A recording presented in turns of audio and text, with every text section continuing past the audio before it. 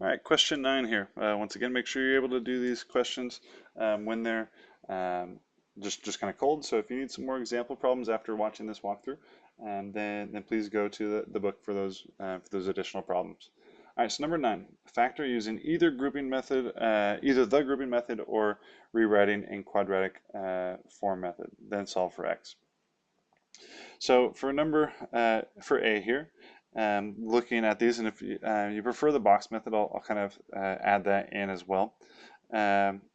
Looking at these first two though, I can factor out an x squared. So I've got x squared times, well, that'd be x minus 3. And then over here, I've got minus 4x plus 12, and out of here I can factor out a negative 4. So minus 4, which would leave me with x minus 3. Now really the key thing if you're factoring by grouping is that your two binomials here are the exact same. Because from here we're going to factor out x minus 3 for each of these. So x minus 3 times x squared minus 4 equals 0. This here is the difference of squares. So we have x minus 3 times x plus 2 and x minus 2 equals 0, which gives us, as our solutions, we end up with x equals 3, 2, and 3, negative 2, and 2. So 3, negative 2, and 2. If you prefer the box method on those, that's fine as well. We can do that by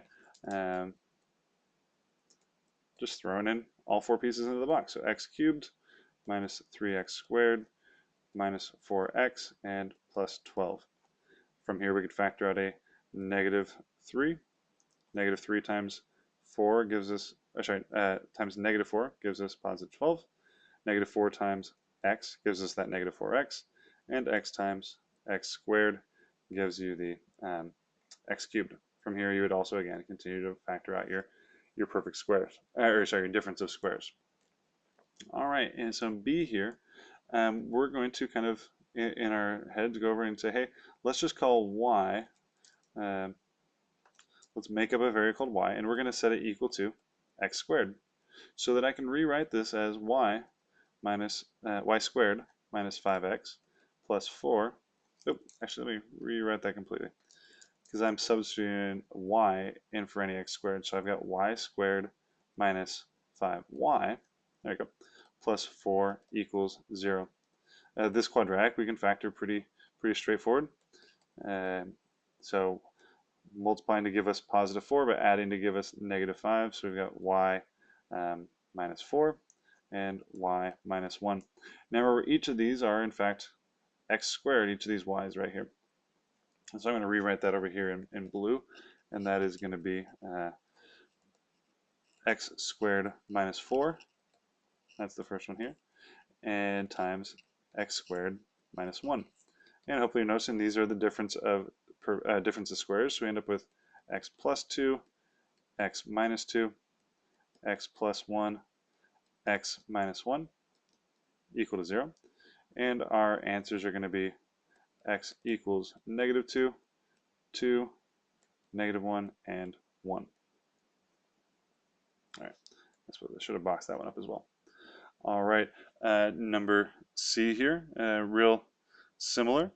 We end up with,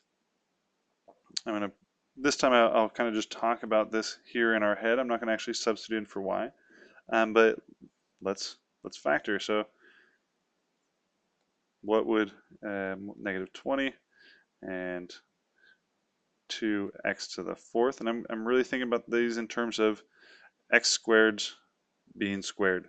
That'll help us out. And so what's some numbers that multiply to give us our a times b? So multiply to give us negative 40x squared, but add to just give us 3x, oh sorry, that should be 40x to the fourth, and add to give us 3x squared. And so what are some numbers that multiply to give you negative 40? Well, we'd have and the larger one being positive because they're add to 3x. And so, hey, we've got negative 1 and positive 40. Those add to 3. So negative 2 and 20. Nope, those don't add up. 3 doesn't go in there. Let's try negative 4 and positive 10, and those are a little bit closer. Negative 5 and 8. Hey, and those will add up to that positive 3. So I've got negative 5x squared and positive 8x squared. And now if you were factoring by grouping, you would, I'll write it over here and then kind of erase it afterwards. We would have figured out that it's 2x to the fourth plus 8x squared plus, or sorry, minus here, minus 5x squared minus 20 equals 0. And you would factor out the same things we'll factor out right here. So minus 5x squared and 8x squared. I'm going to factor out a negative 5x, or sorry, just a negative 5 right here. Negative 5 times 4 gives me negative 20. Now 4 times 2x squared gives me 8x squared. And what times 2x squared gives me 2x to the fourth? Well, that's x squared. All right, so I know that my first set of factors here is going to be x squared plus 4 times 2x squared minus 5 equals 0.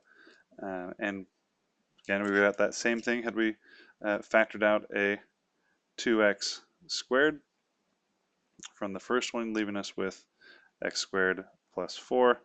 And over here we'd factor out a minus 5, leaving us with x squared plus 4 again. Because remember, our two factors here need to be identical when you're factoring by grouping. All right, that's the one part I want to keep. The rest of this we'll get rid of. There we are. Okay, so we've got a couple different things to do here. The first one is going to be, looks like that'll be an imaginary number, but let's go ahead and set them all equal to 0. So if, oh, that color's no good. If it was x squared plus 4 equals 0, we'd subtract 4 from each side to get x squared equals negative 4. So, take the square root of each side, and we get that x is equal to positive and negative. So I, pull out that I, and then the square root of 4 is 2, so positive and negative at 2i. And over here we'd have 2x squared minus 5 equals 0. Add 5 to each side, and we'd have x squared is equal to 5. 2x squared is equal to 5. Divide each side by 2. And take the square root and get, what would that be here? So x is equal to positive and negative square root of 5 over the square root of 2. Remember, we can't have a square root in the denominator, so we'd multiply both the top and the bottom by the square root of 2 and get the square root of 10 over 2.